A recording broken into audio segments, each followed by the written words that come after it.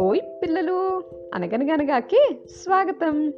మరి ఈరోజు లల్లి అక్క చెప్పే స్టోరీ చక్కగా వినేద్దామా? ఇవాళ లల్లి అక్క మీ అందరికీ ఒక సాడ్ స్టోరీ చెప్తుందిరా పిల్లలు. కానీ ఇది ఒరిజినల్ స్టోరీ, అందుకనే అలా ఉన్నదే మీకు చెప్తున్నా. సరేనా? మరి ఈ స్టోరీ పేరు పక్షుల గూడు. అనగనగనగా సీతారామపురం అనే ఒక గ్రామం ఉండేది. అక్కడ సిద్ధరామయ్య అనే ఒక రైతు ఒక ఎకరం పొలంలో పంటలు పండించుకుంటూ ఉండేవాడు. ఒక సంవత్సరం అతను పత్తి పంటని వేశాడనమాట. ఆ పంట చక్కగా ఎదిగి బాగా పూత దశకు వచ్చిన తర్వాత మరి పత్తికాయలు వస్తాయి, అందులో నుంచి కాటన్ వస్తుంది కదా. ఆ కాటన్ వచ్చే స్టేజ్లో దానికి ఏమైంది అంటే బాగా పురుగులు వచ్చేసాయంట. ఆ పురుగుల్ని ఎలా అయినా సరే చంపాలని చెప్పి సిద్ధరామయ్య వివిధ రకాలైన ప్రయత్నాలు చేశాడు. కానీ ఆ ప్రయత్నాలు ఏమీ ఫలించలేదు. సిద్ధరామయ్య చాలా దిగులుగా కూర్చున్నాడు. అప్పుడు సిద్ధరామయ్య పెంచుకునే మారుతి అనే ఒక కోతి సిద్ధరామయ్య కష్టాన్నంతా చూసి, అయ్యో నా యజమానికి నేను ఎలా అయినా సహాయం చెయ్యాలనుకుని ఆ పొలంలోనే ఒక పెద్ద చెట్టు ఉంటుందన్నమాట. ఆ చెట్టు మీద బోలెడన్ని పక్షులు కాపురం చేస్తున్నాయి. ఆ చెట్టు మీదకి ఎక్కి ఆ పక్షులన్నిటినీ పిలిచి, అందులో గుడ్లగూబ దానికి లీడర్ అన్నమాట. గుడ్లగూబ మామ, గుడ్లగూబ అత్త, మీరు నాకు సహాయం చేస్తారా అని అడిగిందట మారుతి. అడిగితే అప్పుడు అవి, ఏంటి మారుతి, నీకేం సహాయం కావాలి అంటే, సిద్ధరామయ్య ఈ పొలంలో పంటను పండిస్తున్నాడు కదా, పొలానికి బోలెడన్ని పురుగులు వచ్చేసాయి, మీరు ఎలాగూ కీటకాలనే కదా తిని బ్రతుకుతారు, అందుకని పక్షులన్నీ వచ్చి పొలంలో ఉండే పురుగులన్నీ తినేస్తే చక్కగా సిద్ధరామయ్యకి పొలం పంట చేతికొచ్చేస్తుంది, అతను కూడా చాలా సంతోషంగా ఉంటాడు, నేను అతని బాధను చూడలేకున్నాను అని చెప్పిందట. చెప్తే దానికి గుడ్లగూబ ఒక్కసారి ఆలోచించి, ఒక నిమిషం ఇక్కడే ఉండు అని పక్షులన్నీ చెట్టు మీద సమావేశపరిచిందట. పక్షులన్నీ చెట్టు మీదకి వచ్చాయి. అంటే అన్ని రకాలైన పక్షులు వచ్చాయన్నమాట. అంటే పావురాలు, చిలుకలు, రామచిలుకలు, పిచ్చుకలు, కొంగలు అన్నీ వచ్చాయన్నమాట. వచ్చిన తర్వాత అప్పుడు మారుతి చెప్పిన విషయాన్ని వాటన్నింటికీ విన్నవించింది గుడ్లగూబ. అప్పుడు పక్షులన్నీ తమ బాధల్ని చెప్పుకోవడం మొదలుపెట్టాయన్నమాట.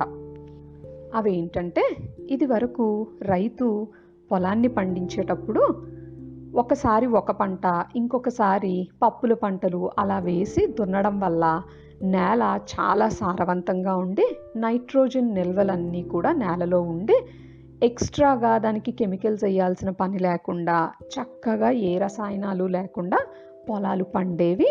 అప్పుడు నేలలోనేమో వానపాములు, నేలపైనేమో పక్షులు, ఇలా రకరకాలుగా రైతుకి హెల్ప్ చేస్తూ ఉండేవాళ్ళము. కానీ ప్రస్తుత పరిస్థితుల్లో రైతు తక్కువ సమయంలో ఎక్కువ పంటను పండించేయాలని చెప్పి పొలంలో అనేక రకాలైన రసాయనాల్ని, అంటే ఫర్టిలైజర్స్ రూపంలో అయినా లేదా ఇన్సెక్టిసైడ్స్ అయినా పెస్టిసైడ్స్ అయినా అన్నిటినీ కొట్టేస్తున్నాడు. దీనివల్ల నేల తల్లి పూర్తిగా పాడైపోయి వానపాములన్నీ చనిపోతున్నాయి.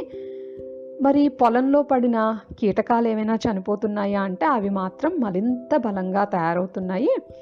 పోనీ కదా ఆ పురుగుల్ని మేం తిందాం కదా అని వెళ్తే మొత్తం మా పక్షి జాతి సగం ఆ పురుగుల్ని తినే నాశనం అయిపోయింది. ఇక మేమందరం కూడా తొందరలోనే ఆ పురుగుల్నే తింటూ ఉంటే చనిపోవడం మాత్రం ఖాయం.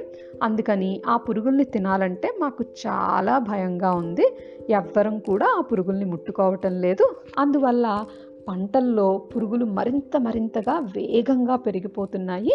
ఈ విషయం రైతుకి ఎప్పుడు అర్థమవుతుందో, ఎప్పుడు అతను తన పొలాన్ని అలాగే మొత్తం పక్షి జాతులన్నింటినీ, వానపాముల జాతులన్నింటినీ, భూమాతని కాపాడతాడు అని వాటి గూడుని వెళ్ళబోసుకున్నాయంటారా పిల్లలు. మరి ఇక మారుతి మాత్రం ఏం చేయగలుగుతుంది? పక్షుల్ని వచ్చి తిని, ఆ పురుగుల్ని తిని ఆ కెమికల్స్ని వాటిని కూడా మింగి వాటిని చచ్చిపోమని చెప్పలేదు కదా.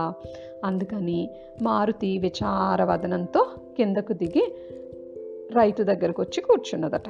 రైతు దగ్గరకు వచ్చి కూర్చుంటే రైతు, ఎందుకంత విచారంగా ఉన్నావు అని అడిగితే మారుతి, ఇలా నేను పక్షుల్ని హెల్ప్ అడిగాను, కానీ పక్షులు నాకు ఈ విధంగా సమాధానం చెప్పాయి అని రైతుకి చెప్పిందట.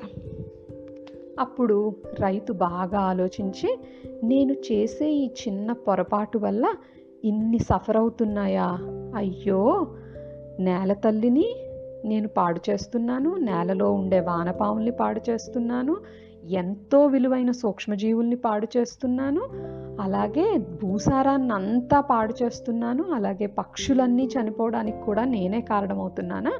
సరే మారుతి, మనం వచ్చే సంవత్సరం నుంచి మన పొలంలో ఎలాంటి రసాయనాలు వేయకుండా చక్కగా న్యాచురల్ ఫార్మింగ్ చేసుకుందాము.